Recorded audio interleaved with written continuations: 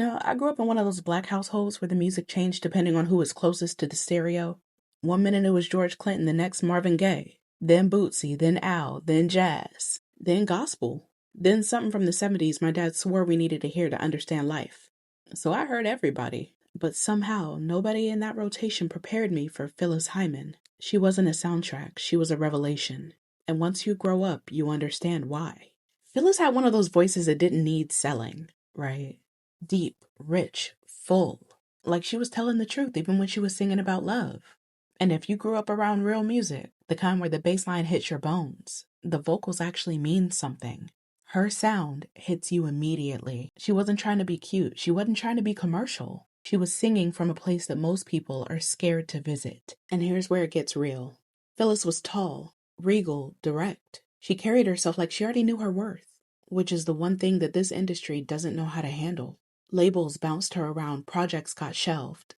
Executives wanted her voice but not her presence. They wanted the sound but not the woman behind it. Meanwhile, every musician who actually knew music respected her immediately. That should tell you everything. Now, here's the uncomfortable part.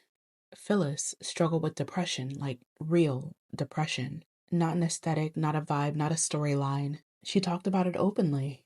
In interviews and conversations in her music, she was honest in a world that punishes Black women for telling the truth about their pain. And it didn't help that she was fighting the industry at the same time. Imagine dealing with mental illness, right?